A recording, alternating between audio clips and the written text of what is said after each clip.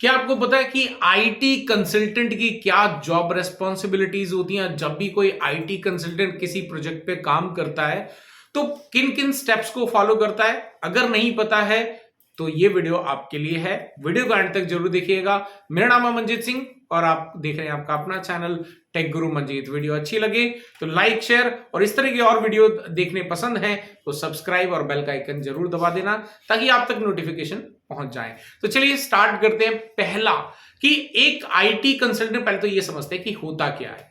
Basically एक IT consultant ऐसे person को कहते हैं जिसके पास में आईटी इंफ्रास्ट्रक्चर का नॉलेज डिटेल में होता है।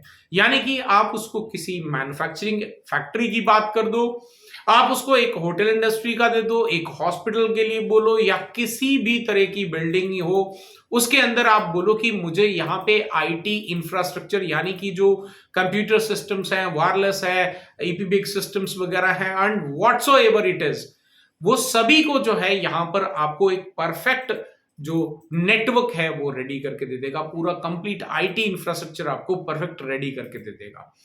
ऐसे पर्सन को हम आईटी कंसल्टेंट के नाम से जानते हैं। तो जितने भी बड़ी बड़ी कंपनीज हैं उनके जब प्रोजेक्ट्स बनते हैं या मैन्युफैक्चरिंग यूनिट्स हैं या बड़े बड़े होटल्स देखें या हॉस्पिटल्स देखें या और कोई भी बड़ी कंपनी है, ऑफिस है, तो ऐसे में यहाँ पे आईटी कंसल्टेंट ही जो है वो काम करते हैं। और यहां पर जो है आपको बता दें कि एक आईटी कंसल्टेंट बनने के बाद आपके पास में सबसे इंपॉर्टेंट होता है एक मास्टर ब्लूप्रिंट होना कि किस तरह से आप उस प्रोजेक्ट को एग्जीक्यूट करेंगे। तो चलिए इसी के बारे में डिस्कस करते हैं। तो पहला जो आईटी कंसल्टेंट जो है जब पहुंचता है क्लाइंट के पास में किसी भी प्रोजेक्ट पे काम करने के लिए, तो सबसे पहला जो स्टेप होता है अंडरस्टैंड द क्लाइंट रिक्वायरमेंट।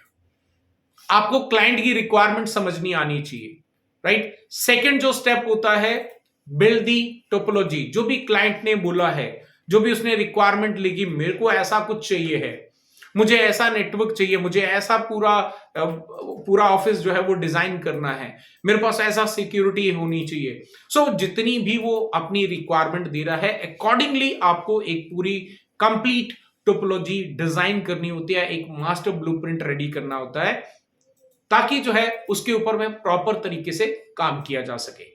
तीसरा जो स्टेप होता है that to generate the requirement, यानी कि अगर कंप्यूटर्स होंगे तो कितने होंगे, सीसीटीवी कैमरास होंगे तो कितने होंगे, क्या क्या लोकेशंस रहेगी, वाईफाई एक्सेस पॉइंट्स वगैरह कौन से होंगे, कहां कहां पे लगेंगे, राइट। और आपके पास में इस तरह की जितनी भी आईटी से रिलेटेड, चाहे उनके स्विचेस हैं, उनकी केबल कहां से जाएगी ताकि जो है परफेक्ट जो है उसमें डेटा ट्रांसमिशन हो सके।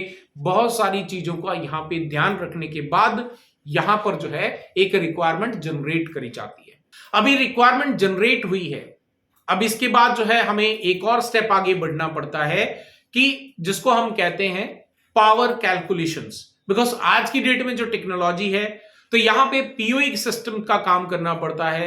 तो डेफिनेटली पीओई के साथ में काम करने के लिए आपको जो पावर कैलकुलेशन जो है वो परफेक्ट आना चाहिए कि आपके जो डिवाइसेस हैं वो कौन से पीओई वाले होंगे, उनकी पावर क्या होगी वगैरह वगैरह। ये सब करने के बाद में आपका नेक्स्ट स्टेप आता है दी फाइनलाइज दी रिक्वायरमेंट, यानी कि प्रोडक्ट। जो भी रिक्वायरमेंट जनरेट करी गई, जो भी पावर कैलकुलेशंस किया गया और एज पर दी क्लाइंट रिक्वायरमेंट जो है अब हमने उसको प्रोडक्ट को फाइनलाइज करना होता है। इसके बाद जो फाइनल स्टेप होता है that to finalise the configuration. अब प्रोडक्ट भी चले गए, परचेस भी होकर आ गए, अब उसके अंदर कहां पर क्या कॉन्फ़िगरेशन करना है ये भी एक आईटी कंसल्टेंट का ही काम होता है। बिकॉज एक आईटी कंसल्टेंट जो है वो शुरू से क्लाइंट की रिक्वायरमेंट को समझ के जब वो टोपोलॉजी डिजाइन करता है तो डेफिनेटली उसका विजन जो है वो टिल द एंड होता है। यानी कि जब तक वो ऑपरेशन नहीं हो जाता, ऑपरेशन स्टार्ट नहीं हो जाता पर्टिकुलर उस कंपनी का, उस फैक्ट्री का, उस होटल का, उस हॉस्पिटल का या व्हाटसोएवर इट इज, तो वहां तक जो है एक आईटी कंसल्टेंट का विजन क्लियर होना चाहिए। और उसके बाद में डेफिनेटली इन सब के बाद में आपका जो है आईटी कंसल्टेंट का एक बहुत ही इंपॉर्टेंट फैक्टर होता है थ्रू आउट द जितना भी प्रोजेक्ट चल रहा है उसमें जो है मॉनिटरिंग करना।